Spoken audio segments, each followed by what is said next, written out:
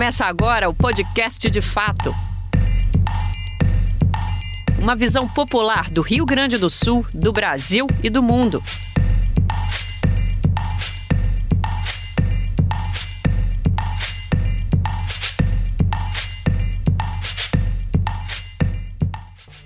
Olá, estamos entrando no ar com o podcast De Fato, uma produção do Brasil de Fato do Rio Grande do Sul, em parceria com os sindicatos bancários de Porto Alegre e região. Gravado no Estúdio Hall, diretamente do Centro Histórico de Porto Alegre. Eu sou Kátia Marco, comigo tocando o programa, Ayrton Centeno. Salve, Kátia. Bem-vindo, Ayrton. Ayrton, hoje temos dois convidados ilustres, né? Mais um a gente tá matando as saudades, né? Certamente. Apesar de eventos mais recentes, como o tarifaço de Donald Trump, ganhar espaço na mídia, a decisão do governo Lula de tributar quem ganha mais de 50 mil por mês para isentar do imposto de renda quem ganha até 5 mil mensais continua em pauta. Hoje, vamos conversar sobre o abismo de desigualdade econômica existente no Brasil e os meios de reduzir o profundo fosso que separa os muito ricos do restante dos brasileiros, ou seja, nós. Estão com a gente dois estudiosos desse assunto. Um deles está lançando a 3ª edição do seu livro Ricos, Podres de Ricos. O outro integra o Instituto Justiça Fiscal e preside o Sindifisco, o Sindicato Nacional dos Auditores Fiscais da Receita Federal. E também já foi comentarista aqui do nosso podcast. Já foi, não. Será sempre, né? O nosso comentarista e colunista do Brasil de Fato. Muito bem-vindo, Antônio Davi Catani. Olá, Kátia, Centeno, Dão. Muito bem-vindo, Dão Real Pereira dos Santos. Olá, Kátia. Olá, Centeno. Olá, meu grande amigo Catani. Que satisfação encontrar você. Estava com saudade aí do nosso programa, né? Tenho a honra de ter participado do início deste podcast. Uma satisfação muito grande estar aqui de volta. Grande abraço. Ô, Dão, me diz uma coisa, eu ando curiosa. Além de presidente do Sindifisco, agora tu virou pastor, famoso em todos os grupos de WhatsApp com uma parábola bíblica, né? Pois é, Kátia, essa foi uma frase que eu tomei emprestado de uma colega de trabalho, a Cláudia Maia, aí de Porto Alegre, e que eu utilizei numa fala minha lá no Congresso Nacional, num evento da Frente Parlamentar Mista de Combate à Desigualdade. E a frase é genial, né? É mais fácil passar um camelo no buraco de uma agulha do que um rico entrar no imposto de renda. E a gente está vivendo isso, né, no dia a dia, né, a dificuldade que se tem de fazer com que os mais ricos paguem o mínimo de imposto de renda com esse projeto do PL 1087 que o governo apresentou, corrigindo, né, a legislação do imposto de renda, a correção mais do que justa, né, de isentar quem ganha até 5 mil e reduzir tributos para quem ganha até 7 mil e compensar esse tributo cobrando uma alíquota mínima de 10%, uma alíquota mínima de 10% para quem ganha acima de 1.200.000 por ano, ou seja, de milionários. E há uma dificuldade imensa de aprovar um projeto como esse. Ou seja, sem dúvida alguma, há uma dificuldade enorme, né, de implementar aquilo que o presidente dizia na campanha, né, de é preciso colocar o pobre no orçamento e o rico no imposto de renda. Né? Talvez não tivesse imaginado que seria tão difícil colocar o rico no imposto de renda. E aí a gente tem falado sobre isso o tempo todo, finalmente, infelizmente, esse tema começa a ganhar uma certa popularidade, inclusive a ponto de ter até um plebiscito daqui a pouco, né? Aliás, acontecendo e que encerra no mês de setembro, tratando de questão tributária, o que é algo absolutamente inusitado no Brasil. As verdades também têm que viralizar, né? Não só as mentiras. Exatamente. Vamos lá, Centeno. Vamos, eu vou começar com o Catani, né? Ele está lançando a terceira edição dos Ricos, Podre de Ricos, né? E justamente nesse momento tem esse debate que o Dão está levantando aí, a questão do imposto de renda, a questão do IOF, mais especificamente, Imposto sobre Operações Financeiras. E como é que o teu livro entra nessa discussão aí? Tá. Esse livro, surpreendentemente, está na terceira edição. Quando é que foi lançada a primeira? Primeira 2017, uma coisa assim. E tem outros que já abordavam essa questão. Eu trabalho com o Dão há, sei lá, mais de 15 anos, né?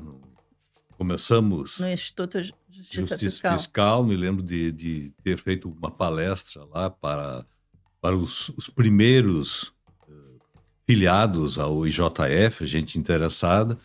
E a questão era basicamente essa. Quer dizer, poderia pensar, por que não criar um Instituto Justiça Social, né? Parece mais abrangente. Não, eu acho que foi a ideia do Dão. Fiscal. Começamos por ali. A estrutura tributária completamente viciada, injusta. Vamos fazer uma revolução social? Não, vamos fazer uma revolução, ou pelo menos uma reforma tributária, né? 15 anos, né? E continua tudo igual. Pergunta sobre o IOF, as medidas que estão sendo tomadas, muito tímidas, mas, bom, é o que parece ser possível. E já pensando a sequência. Vamos dizer que passe as medidas importantes. Se consiga um pouco de justiça tributária. Os ricos já, antes mesmo, bom, eles já estão boicotando tudo. No Congresso, na mídia. Eles já estão pensando o pós-reforma tributária, ou seja, como escapar dessas mínimas formas de controle. Isenções. Bom, eles são especialistas nisso, são circundados por pessoas competentes, advogados tributaristas. Advogados e grandes escritórios contábeis, né? Exatamente. Para, né, evitar essa contribuição que é mínima, né? Quer dizer, ela é importante à medida em que vai garantir recursos para o governo investir em questões sociais, mas ela não é estrutural. Nós estávamos conversando antes, o Centeno e eu, essa coisa assim de uma estrutura centenária, sei lá, com 300 anos de história, eles estão convictos dos seus privilégios, sabem que são privilegiados e continuam trabalhando da mesma forma, boicotando o mínimo avanço social, né, que seria possível graças a uma mini reforma tributária. E o livro? Como é que conversa com tudo isso? Eu tenho várias publicações acadêmicas. Eu acho que é interessante trazer isso também. Tu, durante muitos anos, né, foi professor titular de Sociologia na URGS, na Universidade Federal. Eu trabalhava, e aqui também é minha casa, né, os sindicatos bancários, desde a época do Olívio, trabalhando com assessoria sindical, formação sindical, estudos sobre o movimento operário. E a partir de anos 90, quando o sindicalismo começa a sua crise mais forte, me dei conta que não adiantava continuar estudando, digamos, o lado do trabalho sem pensar o outro lado. Como um país tão desigual se reproduzia. Todo o esforço sindical era barrado por forças poderosas. Aí comecei a estudar as forças poderosas, que não são do além, são reais, né? Moram aqui nos bairros chiques, nos condomínios de luxo, né? Tem escritórios, tem fábricas, tem empresas no interior, por tudo, e eles não estão desatentos, eles Eles sabem quem é o inimigo, eles combatem o inimigo. Na época, o inimigo principal era o sindicato. O movimento operário ainda, dava para falar isso nos anos 80, 90. E depois, né, o inimigo somos nós aqui. Né? É uma informação alternativa, é o trazer alguns dados, alguns fatos que não são ficção, é realidade. Então, eu comecei a produzir, né, para vocês terem uma ideia, nos anos 90, final dos anos 90, tinha 5 pesquisadores no Brasil estudando a riqueza. No país mais desigual do mundo, né, a academia estudava a pobreza. Precisa estudar a pobreza, sim. Né, conhecer quem são os vulneráveis, né, as suas dinâmicas sociais, etc. Mas é como se os ricos não existissem. Né? Os pobres são pobres de um lado... Por uma ricos... fatalidade. Exatamente. Que Deus quis assim. E Deus quis assim. Que Deus injusto.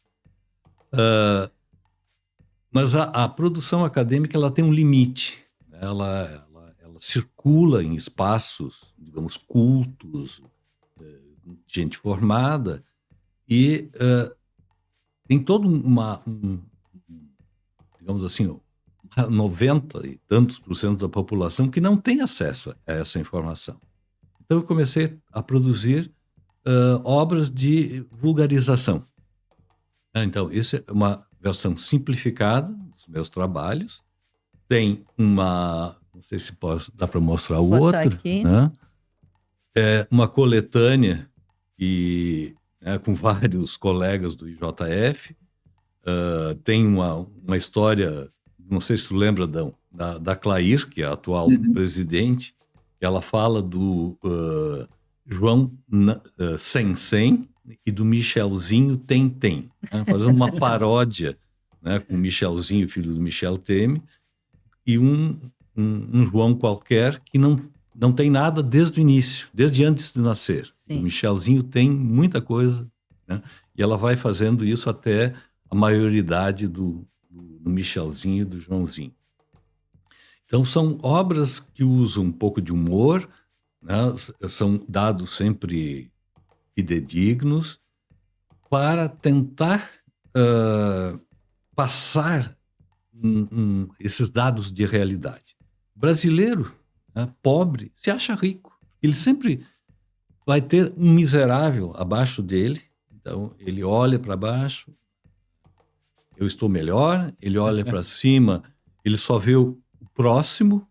E o ápice da riqueza, que é, voltando ao outro livro, né, essa é uma imagem do Edgar Vasquez, que é brilhante. Brilhante, né? muito boa essa imagem. Uma pirâmide social, e lá no ápice da pirâmide é um triângulo dourado que não tem imagens, né? Ela tem só um olho, uma coisa assim, e é isso que precisamos olhar. Essa parte de baixo nós conhecemos, né? Nós tropeçamos na parte de baixo, saindo na rua, nós conhecemos os trabalhadores, os precarizados, os estagiários, né? As camadas médias e, né, o corpo de proteção, né? Que é, digamos, a estrutura do judiciário, da polícia, da mídia, da grande mídia, né? Depois conhece um pouco dos, digamos, ricos, milionários, né? Mas eles não contam muito. O que conta é o topo da pirâmide. Ali é que está o segredo do poder, as formas de atuação que regulam, dominam, submetem todo o resto. Então, Esses são invisíveis de uma outra maneira. Exatamente. A gente fala muito nos invisíveis, muito pobres, que não são vistos pela sociedade. Agora tem isso está chamando a atenção. Eu acho muito importante, porque são invisíveis também. Esses dias a gente estava conversando aqui, e alguém observou que os donos da cidade de Porto Alegre não moram na cidade. Eles não moram. Eles moram em São Paulo, eles moram em Miami, mas eles não moram em Porto Alegre. O que está acontecendo em Porto Alegre, por obra deles, por obra deles, né? E tem um prefeito domínio sobre a prefeitura e a Câmara de Vereadores, não. Só lhes interessa na medida que significa ganhos, né? Exatamente. Porque estão muito longe, eles não vivem a cidade que estão criando. E eles só mostram o lado positivo, né? Charmoso, competente, né? Se mistura um pouco com a questão da celebridade. Nós estávamos falando do Neymar, né? É rico, milionário, mas não é um rico de verdade. Isso aí é uma coisa passageira, né? Os verdadeiramente ricos estão, né, não estão preocupados em comprar um apartamento em Camboriú, um Porsche, né? Os verdadeiramente ricos estão lá. Olha, eles não diretamente, mas os seus assessores devem estar nos controlando, devem estar assistindo, né, o podcast de fato. E eu vou contar uma anedota verdadeira, né? Paulo Nogueira Batista, né? Importante cronista, né, escreveu, acho que, não sei se ele tem um site, bom, mas foi reproduzido em vários lugares, onde ele fala de uma pessoa importantíssima da Faria Lemos. E ele diz assim, ele é todo enfronhado nessas coisas, eu nunca tinha ouvido falar dessa pessoa, que era digamos assim, um CEO, um alto executivo das finanças, e ele dá um nome, inclusive, diz, olha, e aí reproduz algumas barbaridades que essa pessoa diz, né, com relação à reforma tributária, etc.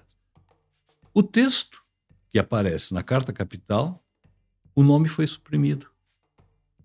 Né? Poxa, fazer uma censura ao Paulo Nogueira Batista na Carta Capital, ou seja, eles pegam pesado, Sim. sabiam, tinham lido a crônica do Paulo e, né, certamente vão estar nos vendo aqui, dizendo assim, olha, aquele sujeito lá em Brasília é perigoso, então você tem que controlar. Né? Pois é. Eu tô muito curiosa, Adão, para te ouvir dos bastidores de como é que está o debate aí em Brasília, né? Tentando, assim, responder essa questão que a Kátia coloca, como é que isso acontece ali dentro do parlamento, né? Olha que eu confesso que eu fiquei muito surpreso com o relatório do Lira sobre o PL 1087, o PL do Imposto de Renda. Fiquei muito surpreso, porque o Lira manteve no relatório a premissa, a essência do projeto do Imposto de Renda do governo. Claro, deu uma desidratadinha, retirou lá, deu uma proteção ao agro, né? Retirou lá as rendas isentas da atividade rural. Mas ele manteve a essência. O que nos leva a interpretar que a proposta realmente estava muito rebaixada. Ou seja, a proposta de reforma da renda apresentada pelo governo estava realmente com uma régua muito rebaixada, a ponto de o próprio Arthur Lira ter mantido toda a isenção até 5 mil, ampliou a desoneração, além do que o governo queria, ampliou para 7.350 a desoneração, ou seja, ele ampliou a bondade que o governo queria fazer e manteve a tributação mínima para quem ganha acima de 600 mil por ano. E é uma tributação mínima mesmo, porque quem ganha 600 mil por ano pode ter toda a renda isenta, que aí é zero a alíquota mínima. Ou seja, quem ganha 600 mil por ano pode receber lucro e dividendo sem pagar nenhum centavo de imposto. Quando é que começa a pagar? Quando a alíquota efetiva da pessoa física fique inferior à alíquota mínima. E essa alíquota mínima vai de 0 até 10. E o 10% só vai incidir sobre rendimentos acima de 1.200.000.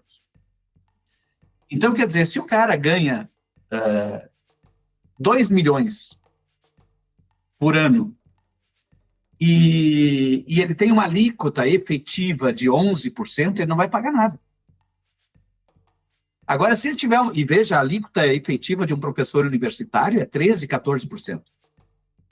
Né? E ele está dizendo lá que quem ganha 2 milhões, se tiver uma alíquota efetiva de 11%, não vai pagar nada. Se ele tiver uma alíquota efetiva de 9%, ele vai pagar 1%.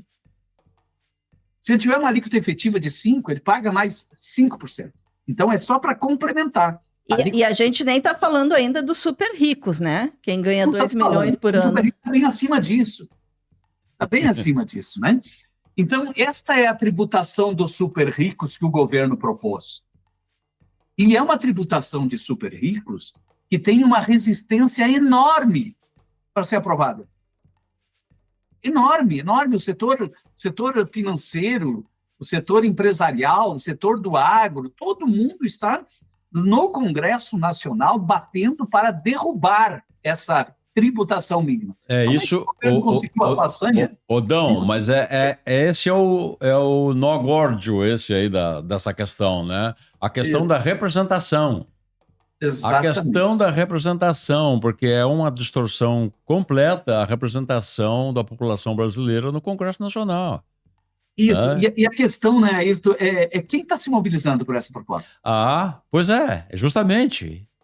Porque quando o governo faz um acordo com o Congresso e tem a aceitação, 80% dos parlamentares concordam com a desoneração até 5 mil.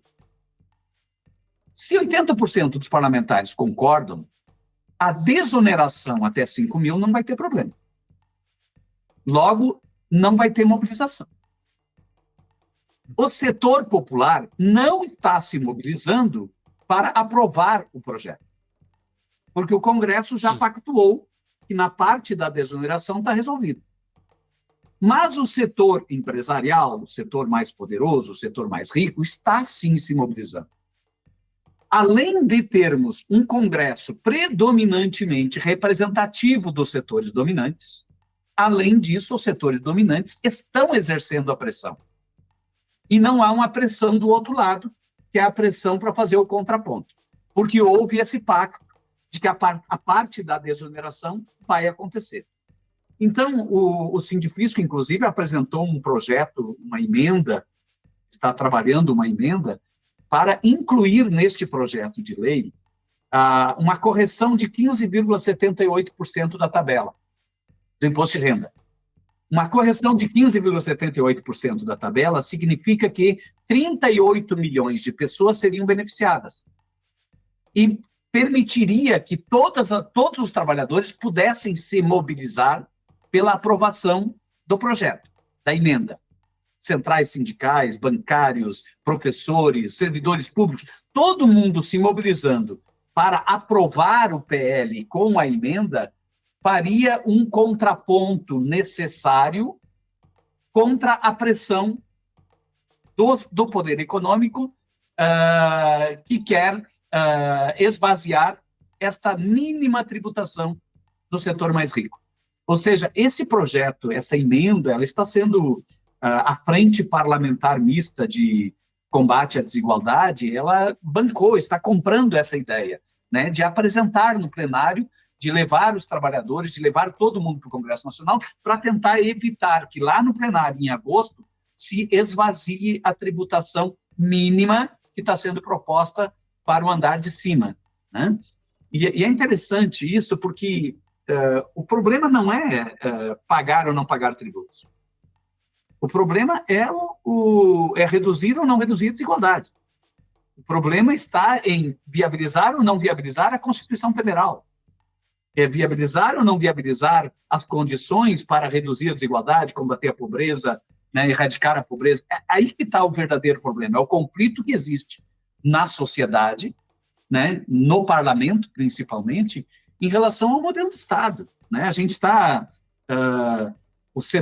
esse setor dominante aí, os ricos podres de ricos, né, que o Katami caracteriza tão bem, né, na sua obra, esses ricos podres de ricos, eles controlaram, desde a Constituição de 88, eles estão controlando o instrumento tributário, o instrumento fiscal.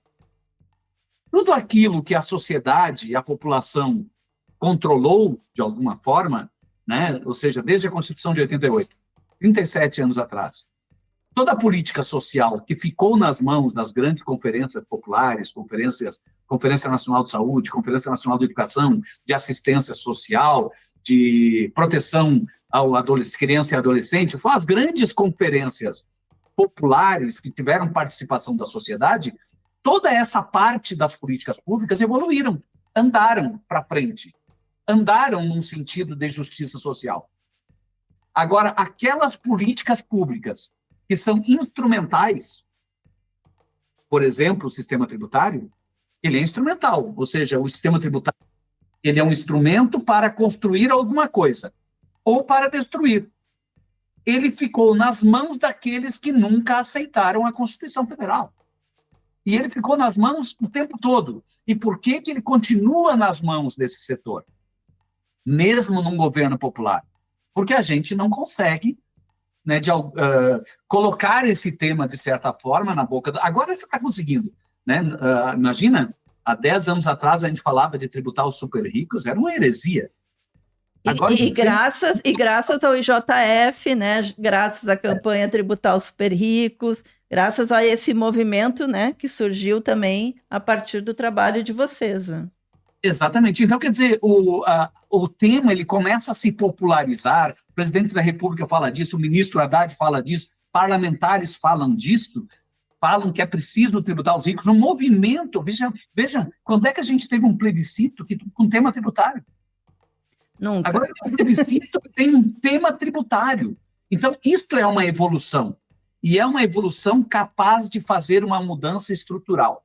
Agora, essa mudança estrutural que está sendo proposta, ela é suficiente? Não é suficiente. Mas eu acho que sem ela, uma mudança real não vai acontecer. Então, se a gente não vencer essa primeira etapa, que é aprovar essa tributação dos mais ricos, ainda que seja uma tributação pouco ousada, ainda que seja uma tributação que até o Lira aceita,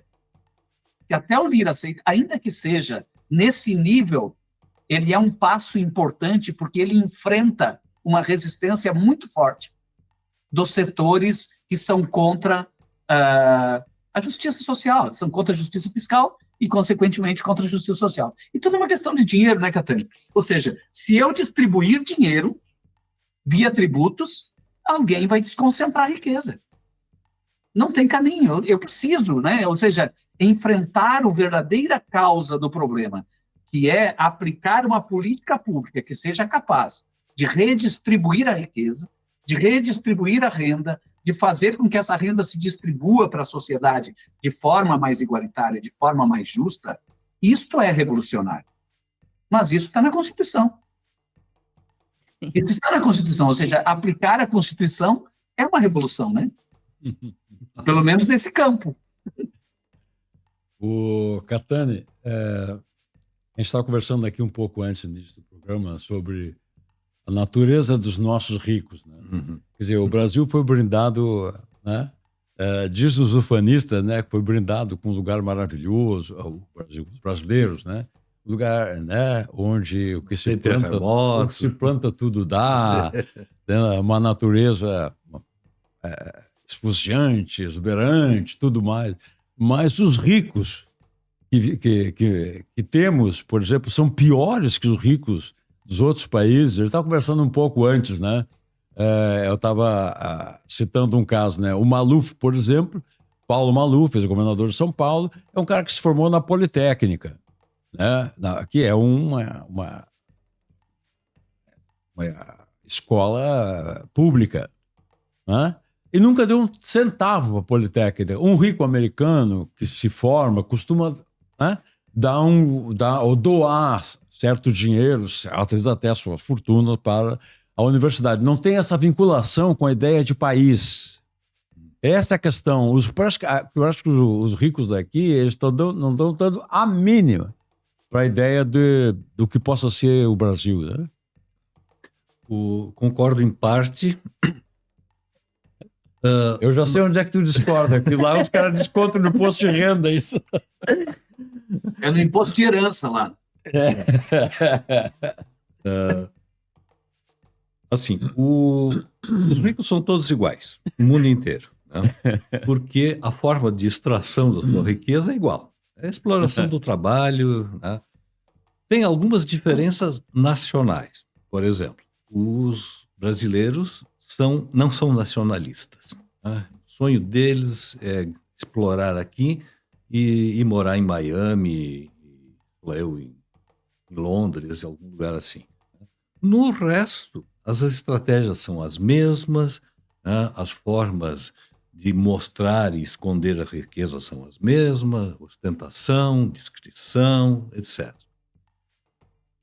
E aí, vou fazer um raciocínio inverso. Bom, já sabemos disso, pelo menos, né? Já temos informação, as pessoas estão começando a se dar conta, né, da existência do ápice da pirâmide, mas os ricos no Brasil são, no máximo, 1%, para simplificar, né? Vamos colocar a classe média, pequeno empresariado e tal, vamos, né, arredondar para mais 9%, então 10%. Ou seja, a maioria dos brasileiros, dá para dizer, nunca viram. A maioria dos brasileiros nunca viu um super rico. Exatamente. Ele acha que o rico é o sujeito que mora no final da rua, naquele palacete. Não é. Ou o patrão dele, né? Ou o patrão dele. Na van. O carro do ano. Bom, aquele é o rico. Mas nós estamos falando de 90% da população, né, que não se mobiliza. Não está insistindo nisso. Temos instituições formais, sindicatos, ONGs, etc., que estão se mobilizando, mas assim, 90% da população continua apática.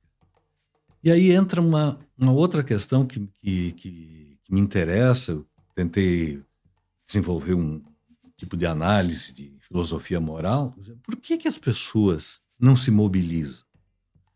E muitas vezes se mobilizam contra seus interesses imediatos.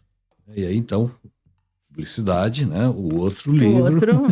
Temos muitos livros aqui para mostrar hoje. Uma pilha, né? Vai precisar outro programa. A síndrome do mal. Exatamente. O síndrome não tem nenhuma conotação médica, biológica, assim, é um sinônimo de conjunto de características de parte da população. Estou falando da totalidade. Mas é uma população que ela se visibilizou através do bolsonarismo. Continua ativa. Tá? Então, não é uma questão de classe. Tem desde os financiadores, grandes empresários, até, né, o guardador de carro lá que, né, põe a bandeira, não sei o quê, e acredita firmemente nesse conjunto de características mentais, sociais, interpretativas da realidade, né, que tem um eixo principal. É o anti-igualitarismo. O brasileiro não suporta, pelo menos assim, estou generalizando, 33% dos brasileiros não suporta a ideia de justiça, né, de igualdade de condições. Eles querem hierarquia, eles gostam do autoritarismo, eles gostam de um chefe que manda, um general, né, um pai, um tenente que promovido. Gostam disso mesmo estando por baixo. Mesmo estando por baixo, né? E assim, ele oprime, né, e impede justiça social, né, impede o cumprimento da Constituição, porque ele acredita na hierarquia. Cada um tem que ocupar seu lugar. E então, assim, essa síndrome, ela associa anti-igualitarismo a autoritarismo, egoísmo, individualismo, né? E aí, bom, vai se desdobrando em questões assim. Eles são, digamos, nacionalistas de fachada. Eles não gostam do Brasil, eles querem ir para Miami. Querem ir para Londres. Um parêntese nisso, Caetano. Essas características que trouxe me parecem muito próximas do neoliberalismo. Basicamente, né, porque é aquela coisa do empreendedorismo, né, do individualismo extremado, um egoísmo extremado, não acreditar no coletivo, não querer uma coisa mais justa. E aí tem todo o Dan falou da Maria Rita Kell, né? A Maria Rita, ela é uma excelente analista da realidade brasileira, pelo lado mais da psicologia, psicanálise, mas ela fala da questão do ressentimento. O ressentimento que explodiu a partir de 2018, que não era só do rico que não suportava ver classe média andando de avião, mas também da própria classe média que teve o seu papel modificado por alguns avanços sociais com relação à sexualidade, às novas relações afetivas. Esse pessoal não suporta isso. Então, né, nós estamos falando de reforma tributária, mas né, essas coisas estão imbricadas.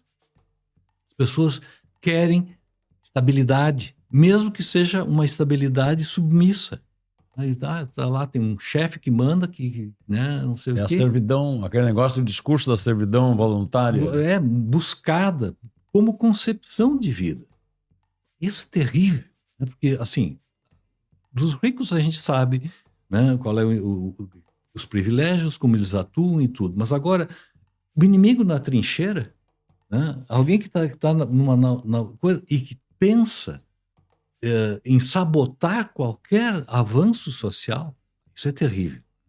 Então, de novo, essa importância de abrir frentes de conhecimento para que isso não é uma fatalidade, não é nada biológico, nada disso. São construções sociais históricas, né? Vem lá da escravidão, né? da legitimidade da escravidão, né? Que é reproduzido por um ex-senador gaúcho, né, que diz assim, mas aquela gente, aquelas coisas, né, tem que matar. Diz isso publicamente. Ele acredita nisso, que existe subgente. Né? Eles se autoproclamam melhores, a elite, mesmo que seja pobre, mas eles não suportam que o outro ocupe um lugar de igualdade.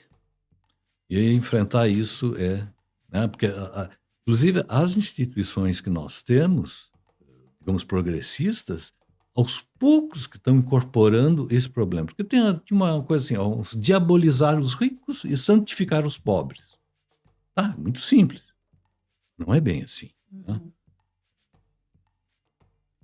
Essa parte da população que está se auto-sabotando, isso é terrível. Né? Pois aí me remete, Dão, aquela cena dantesca que a gente viu no Congresso Nacional de deputados com uma bandeira, né, do Trump defendendo a taxação de 50%, né, contra o Brasil. Contra o Brasil. Como é que se explica isso, né? Talvez venha um pouco dessa explicação que o Catani está trazendo, né? É interessante, né? Porque aqueles parlamentares que levantaram aquela bandeira, né? Primeiro, era inadmissível a gente imaginar que isso pudesse estar acontecendo, né? Assim, uma propaganda, né, imperialista, uma propaganda antinacionalista, uma propaganda contra os interesses da sociedade brasileira, da população, e contra os interesses mesmo do setor econômico do país. Passar em público. É isso que ele está falando aqui, o elogio da submissão. A exaltação da submissão.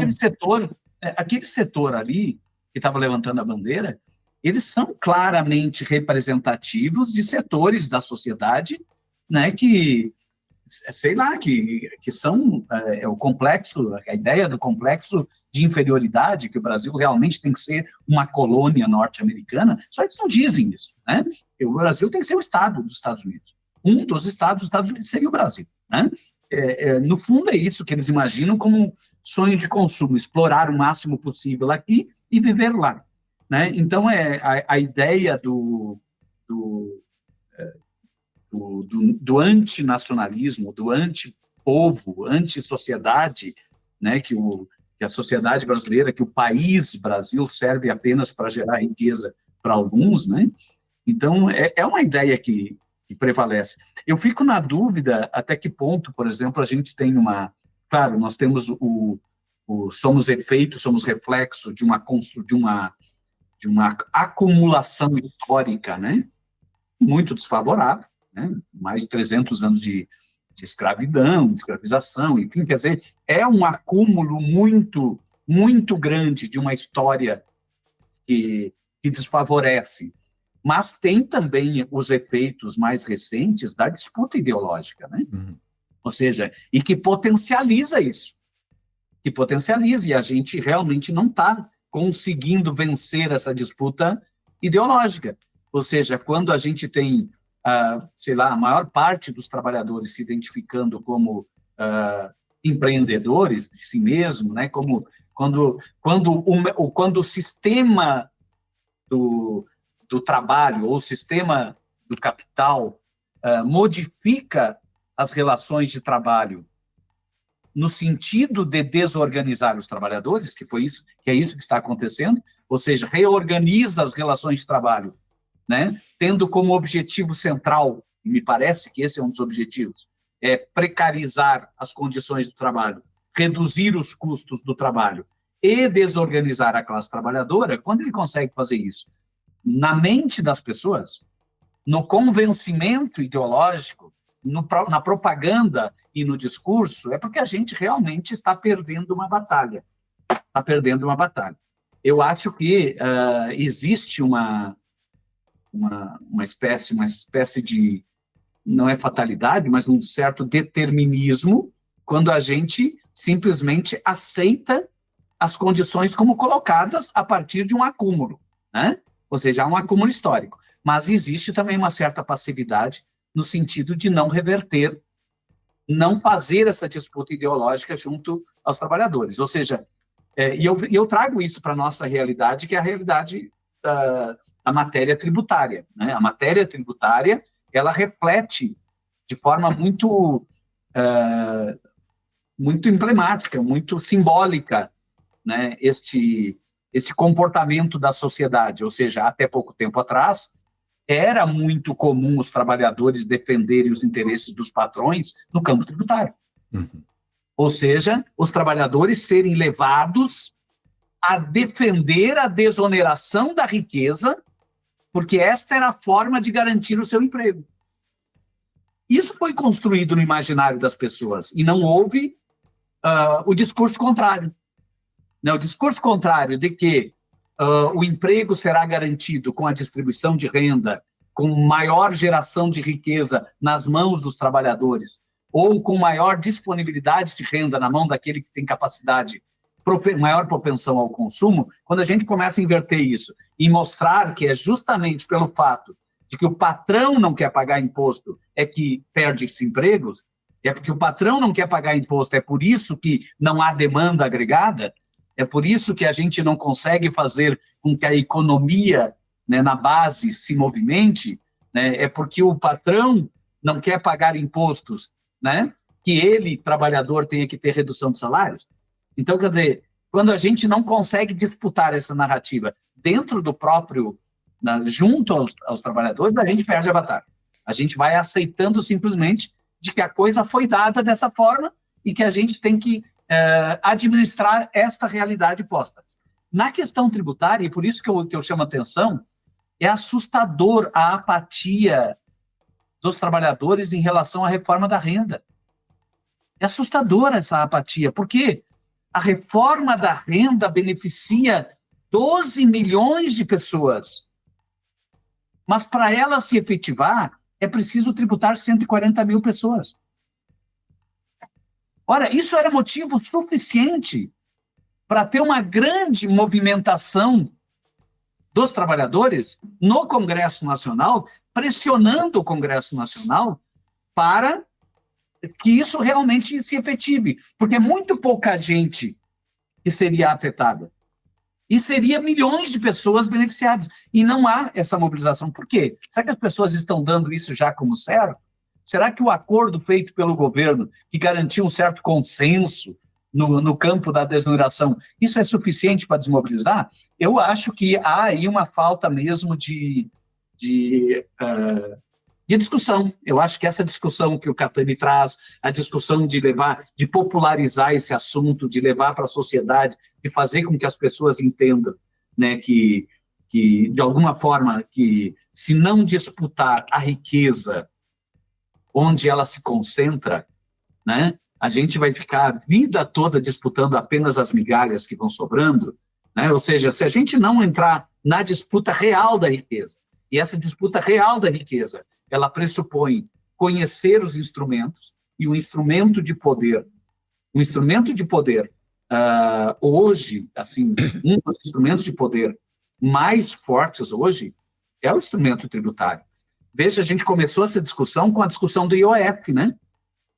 O IOF, lá na Constituição de 88, os constituintes, eles atribuíram ao Estado e ao Poder Executivo alguns instrumentos. E instrumentos de intervenção mesmo, na economia. De defesa, o IOF é um instrumento de defesa. Por exemplo, a premissa, né, o pressuposto de que o fluxo financeiro ele pode ser usado como uma arma contra a economia popular, como uma arma contra o próprio Estado, este pressuposto é que permitiu dar ao Poder Executivo um instrumento, uma arma para se defender. Qual é a arma? O IOF. É um imposto apenas. É um imposto sobre operações financeiras, capaz de reorganizar os fluxos financeiros. É um imposto de controle. E é por isso que ele é um imposto que pode ser criado por decreto. É por isso que o presidente da República pode baixar o decreto e amanhã eu posso cobrar esse imposto. É o mesmo imposto, por exemplo, que ele pode fazer, não é o mesmo imposto, mas é a mesma premissa, a mesma prerrogativa que é dada ao Poder Executivo em relação aos tributos de comércio exterior. Sobretaxar importações ou exportações ou proibir exportações é, sim, uma prerrogativa do Poder Executivo, porque no fluxo de comércio internacional também se pode fazer ataques à economia popular, também se pode atacar a soberania do país. Então, aqueles mecanismos que podem ser usados para atacar a soberania do país, seja financeira, monetária, comercial, seja o que for, né? Aqueles ataques têm que ter alguma arma nas mãos do Poder Executivo para contra-atacar. O IOF é uma dessas armas. Quando o Congresso tira por decreto legislativo esse poder do Executivo, ele está, sim, exacerbando o poder do sistema financeiro.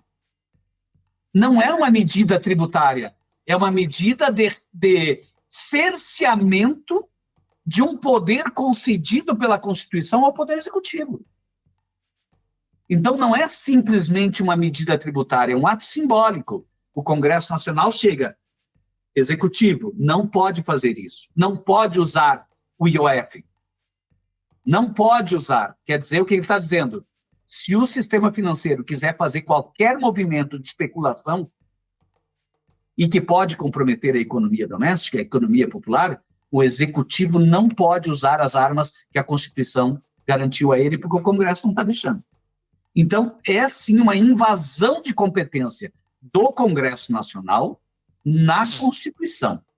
Ou seja, a Constituição dizia que o Poder Executivo podia, o Congresso retirou isso. Felizmente, o STF corrigiu este problema, mas poderia não ter corrigido. A mesma coisa... Mas não ficou tão claro isso, né? Isso tudo que tu está falando, ou seja, a grande imprensa não explica isso, né?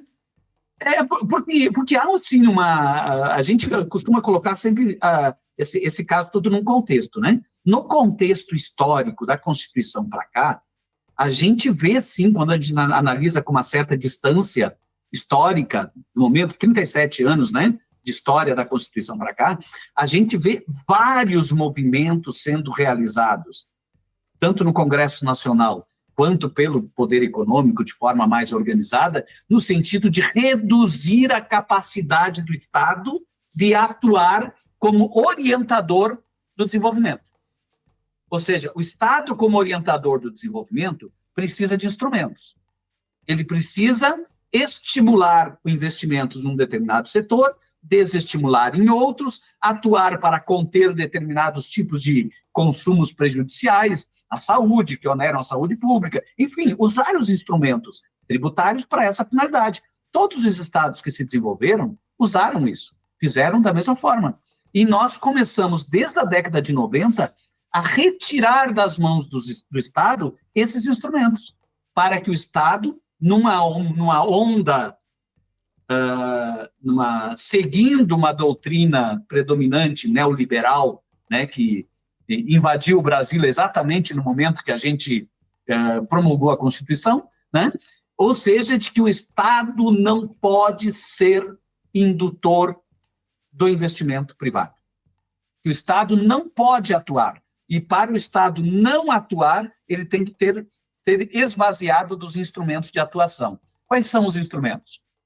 No campo tributário, a tributação sobre o consumo, ela era baseada na premissa da essencialidade. Era isso que fazia com que se podia tributar em 70%, 80% armas e munições, perfumes importados, motos de alta cilindrada, produtos de consumo de luxo. Tudo isso tinha alíquotas acima de 70%. O Estado induzindo, eu quero alocar os investimentos privados naquilo que é essencial, naquilo que interessa à sociedade. O Estado atuando, modificando as alíquotas dos tributos, para que as alíquotas dos tributos produzissem um determinado efeito. O que conseguiram fazer na reforma da tributação do consumo? Acabaram com o princípio da essencialidade. E criaram um princípio, pela primeira vez na Constituição, da neutralidade tributária. Esse é um princípio tipicamente neoliberal, que diz assim: o tributo não pode interferir na decisão do agente privado de alocar seus investimentos. Ou seja, o Estado não pode interferir na decisão do setor privado de colocar investimentos aqui ou ali. Em nome de uma liberdade plena para o setor econômico, se retira do Estado a capacidade fundamental de qualquer Estado de promover a indução, a promoção e a orientação do desenvolvimento econômico. Imagina, a gente quer desenvolver para onde? A gente quer desenvolver para a área da tecnologia?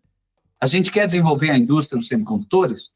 A gente quer desenvolver a indústria do automóvel? Qual é a indústria que nós queremos desenvolver? A quem cabe decidir isso? Ao Estado ou ao setor privado? Se for ao Estado, é preciso ter um instrumento. E o instrumento é o tributário.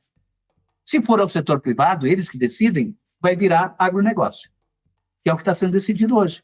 O Estado está perdendo a capacidade. E a última perda de capacidade, ou o último cerceamento de capacidade do Estado que a gente viu agora, recentemente, foi a intervenção do Legislativo na competência do Executivo de modificar a alíquota do IOF. Então, essa foi a última retirada a neutralidade já foi colocada na Constituição, né? O IOF foi tentado tirar, mas voltou para a competência do Poder Executivo, e tem que estar na competência do Poder Executivo. Não tem. O Brasil é um dos poucos países do mundo que tem um instrumento de controle de fluxo financeiro. É um dos poucos, e esse instrumento é o IOF. Retirar essa capacidade do Poder Executivo é colocar, sim, né, o Brasil à mercê das especulações financeiras, né, dos investimentos, que a gente sabe como é que funciona. Né, a gente sabe como é que a capacidade que tem, né, uma enxurrada de dólar, uma enxurrada de... O setor privado pode destruir, né, a estabilidade econômica de qualquer país se o país não tiver instrumentos para fazer essa contenção. E o preço dos alimentos, né? Muito bom. Então, a gente está chegando ao final, infelizmente, né? Porque a gente podia ficar horas aqui conversando com vocês dois.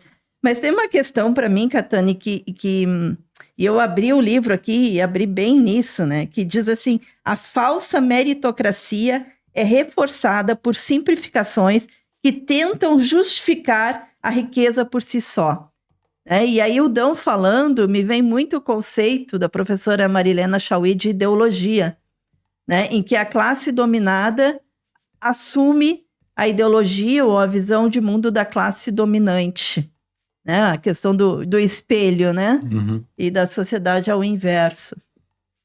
O Dão fez referência ao empreendedorismo de si mesmo, né? E isso aí digamos assim, um eixo comportamental, né?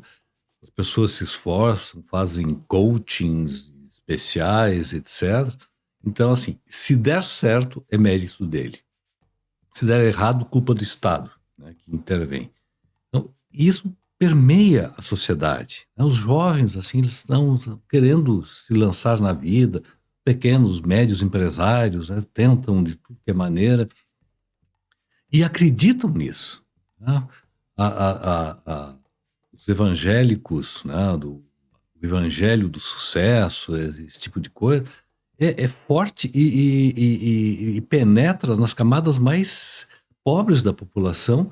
Então, por um lado, deu errado, é culpa dele, né, é pobrezinho, né, ou é culpa do Estado. O Estado atrapalhou e tal. Se der certo, aí sim, é uma prova que é possível mudar, é possível...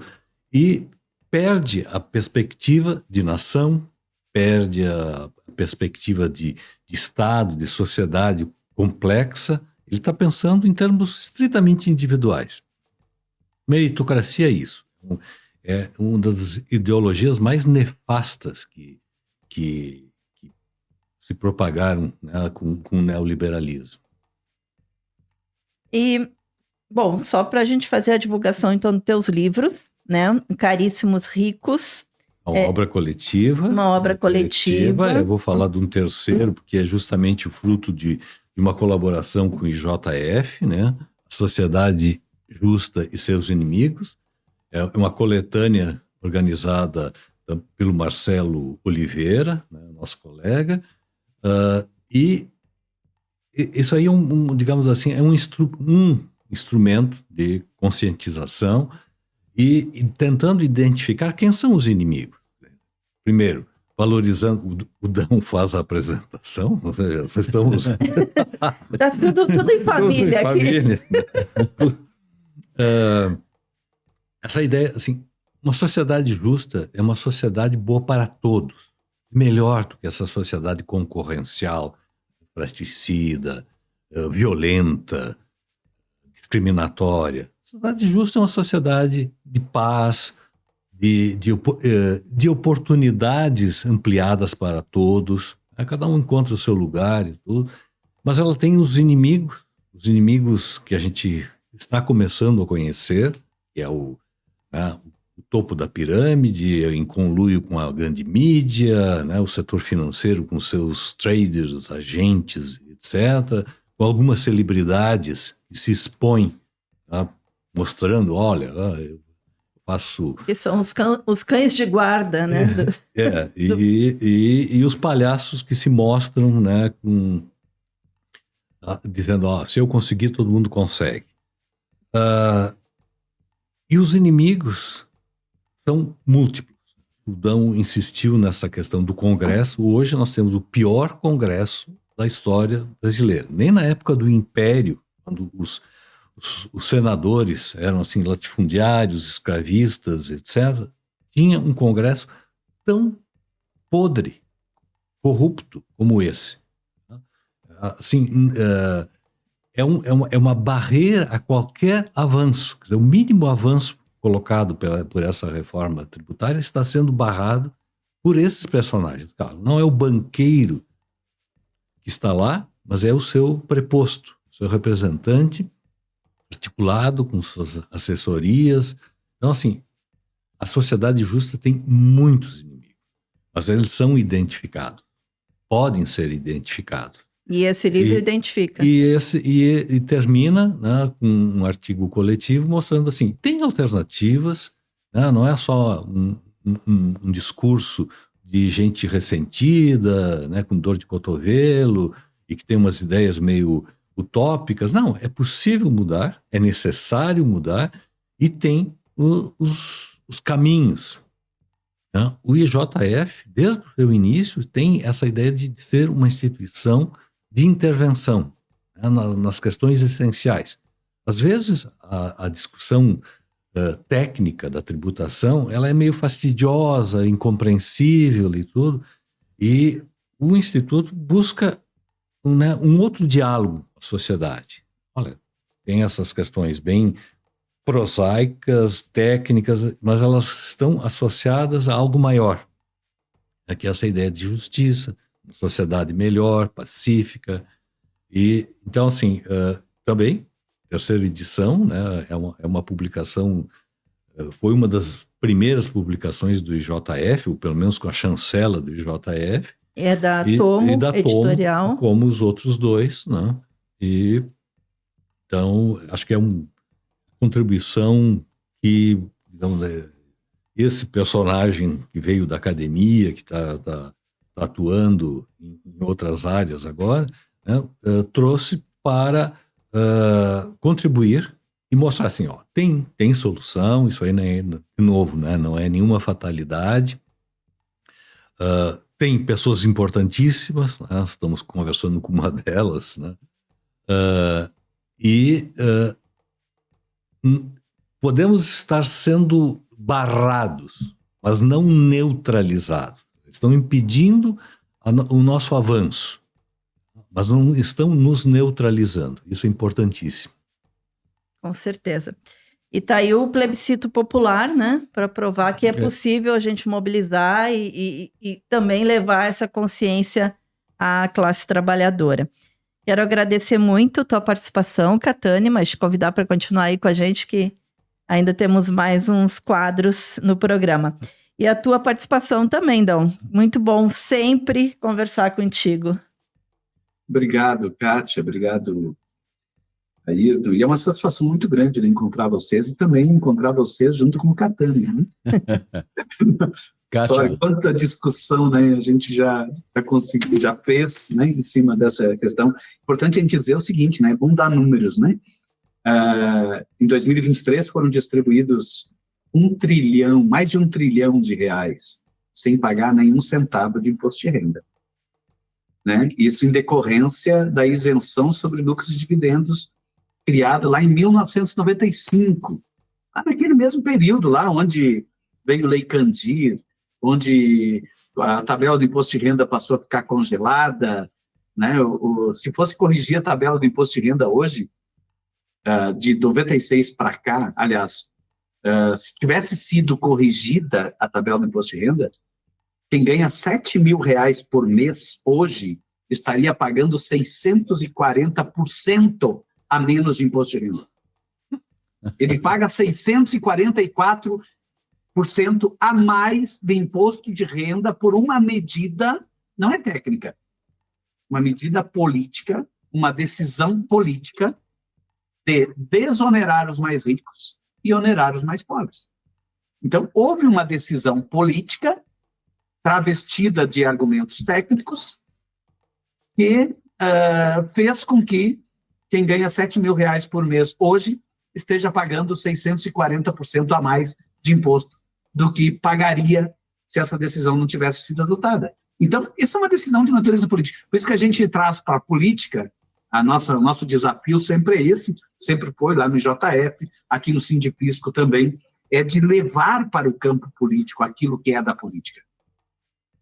E retirar do argumento puro e simplesmente técnico aquilo que é da política. E realmente a questão tributária, ela é uma questão basicamente da política, da decisão popular, da decisão da sociedade, da decisão do parlamento de escolha, né? Escolha quem vai pagar a conta e quem não vai. Evidentemente, quem vai pagar a conta vai ficar cada vez mais pobre e quem não vai ficar cada vez mais rico.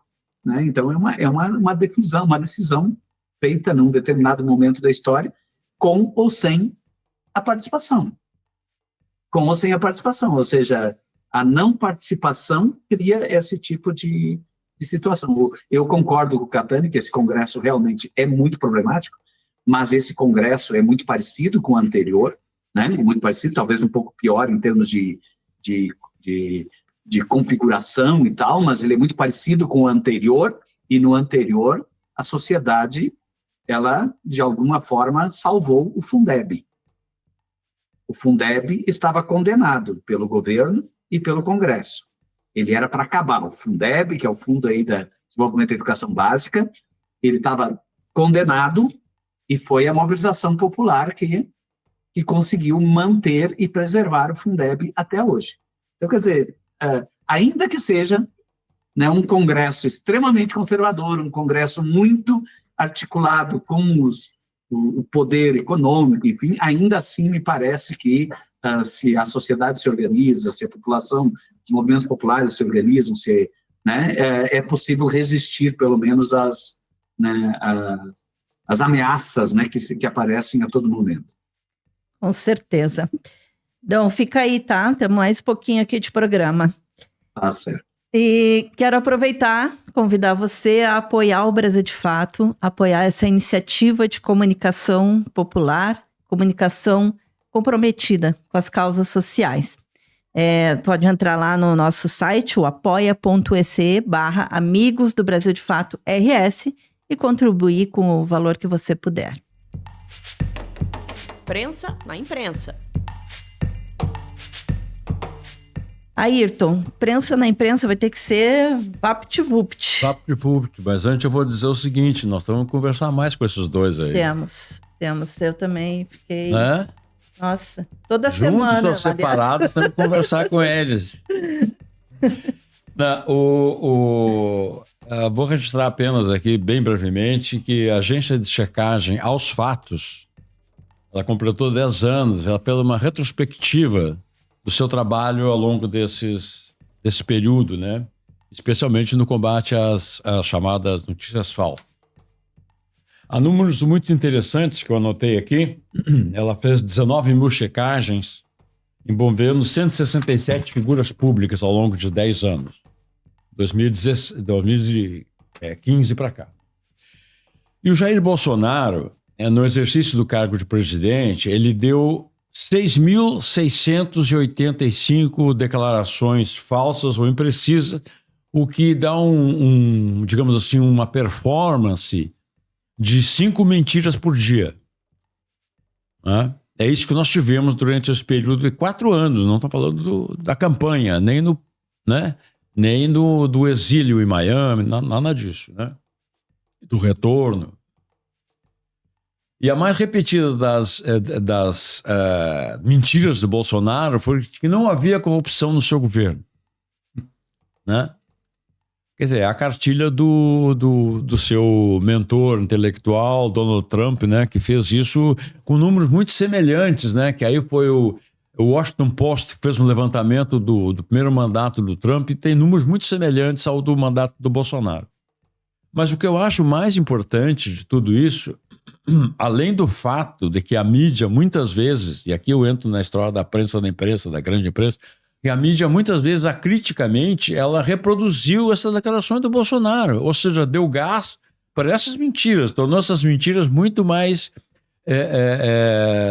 amplificadas do que elas seriam inicialmente, porque o Bolsonaro conta essas coisas em conversinhas, com o que chamavam, né, ali o seu curral, né, cercadinho. Né, o seu cercadinho, né, ou então nas suas redes, nas suas lives, né.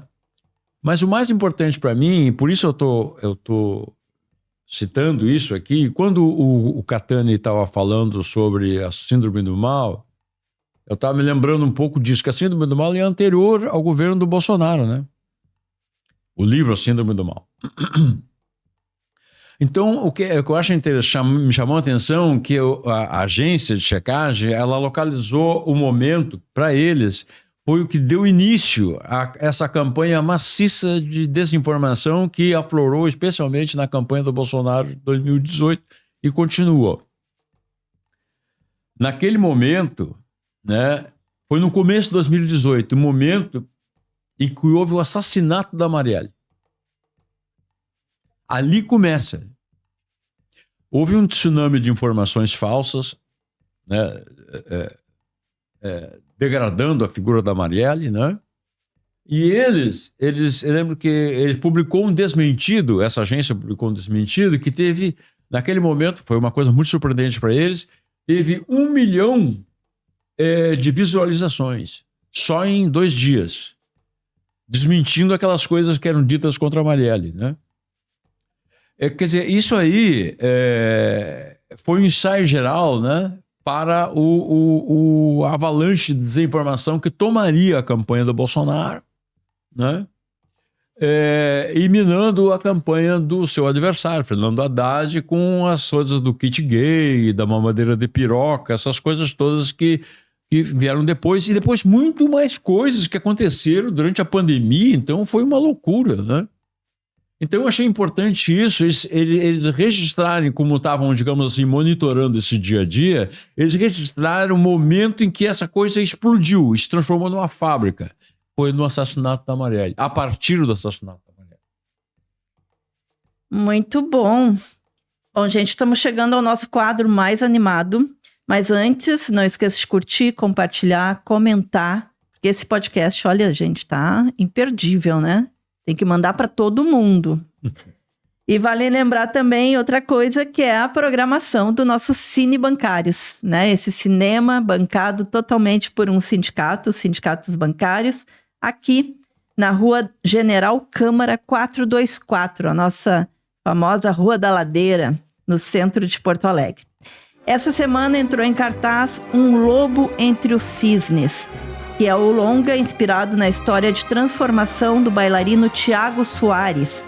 Criado no subúrbio do Rio, ele se tornou uma estrela internacional após conquistar o posto de primeiro bailarino do Royal Ballet de Londres, onde dançou por 14 anos e se consagrou como um dos maiores do mundo. Também continua em cartaz até o dia 30 de julho, Uma Bela Vida, de Costa Gravas, e Cazuza Boas Novas, um documentário de Roberto Moré e Nilo Romer. Então fica aí a dica para vir assistir aqui no Cine Bancários, um dos raros cinemas de calçada de Porto Alegre. Figuraça da semana. E vamos para a nossa figuraça da semana. Vamos. E Costa Gravas, que tu citaste aí há pouco, é um dos grandes emblemas do cinema político, né? E esse Uma Bela Vida está tratando sobre escolha da morte, né? O tema dele é a questão da ortotanásia, que é muito interessante isso. O filme tem sido muito elogiado. Bom, rapidamente, eu acho que a minha figuraça da semana, por tudo que se falou sobre ela e se continua falando, é a Preta Gil. Esse é meu voto. E além de ser o que era, se falam sempre, não, é cantora, é isso, é empresária, até eu nem sabia que era empresária, mas eu acho que assim, ela tem um papel importante na luta contra o racismo, contra o sexismo, contra a gordofobia, uma série de coisas importantes estão alinhadas com a figura da Preta Gil. Abriu muitos caminhos a Preta Gil. Olha, eu concordo contigo, mas eu quero trazer um outro registro aqui, porque foi uma perda que nós tivemos um dia após a partida da Preta Gil. Isso. Que é uma figura aqui do nosso estado, né? Uma grande figura que foi o poeta Mário Pirata. Né? Muito bem lembrado. Mário, que por muitos anos aí era a figura...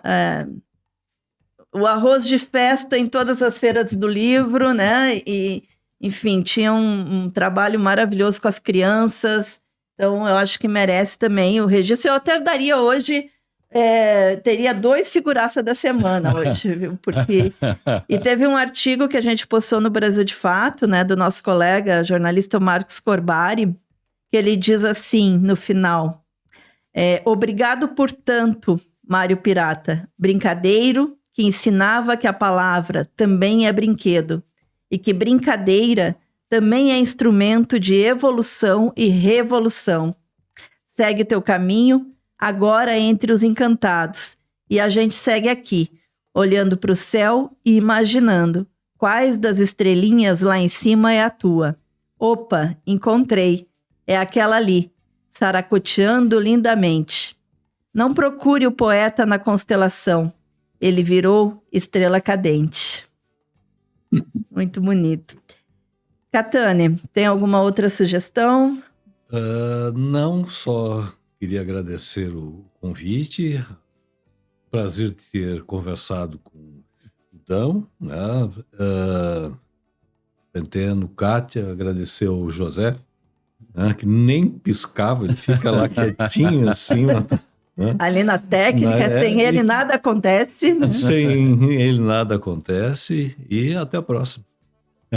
Dão, alguma sugestão? Olha, se for possível votar nos dois, eu voto nos dois, tá? Tanto a Preta Gil quanto o Mário Pirata, eles escreveram uma parte da história do nosso cotidiano, da nossa vida, e eu acho muito importante essa homenagem aos dois. Né? Eu votaria nos dois. Ou seja, uma dupla, né, que nos abandonaram, né, quase juntos, né, um dia depois do outro, e que com certeza deixaram muitas saudades, assim, e deixaram assim, grandes ensinamentos aí para todo mundo, né? Enfrentaram questões muito, muito importantes, né, para a cultura e para a sociedade brasileira. Acho muito legal. E quero aproveitar aqui também fazer um agradecimento muito especial a vocês, né, por terem lembrado de mim depois de tanto tempo. A gente nunca esquece, Dão. E dizer assim que foi um prazer, uma satisfação muito grande, né, poder estar aqui com vocês e com todos os que vão nos assistir daqui a pouco aí. Um grande abraço, Catânia, Ayrton e Kátia. Muito obrigada mais uma vez a vocês dois. E, gente, os nossos figuraças dessa semana são Preta Gil e Mário Pirata. Quero mais uma vez te convidar a apoiar o Brasil de Fato, apoiar essa mídia popular que fala aquilo que a grande imprensa não fala. Que você ouve aqui, você não vai ouvir lá. Então, entra lá no nosso site, apoia.se/Amigos do Brasil de Fato RS e contribua com o que você puder. Ficamos por aqui. Se tiver algum recadinho pra gente, sugestão de pauta, pode entrar em contato pelo e-mail redacalrs@bdfestados.com.br ou pelas nossas redes sociais. Nos vemos semana que vem. Você ouviu o podcast de Fato, uma produção do Brasil de Fato, Rio Grande do Sul.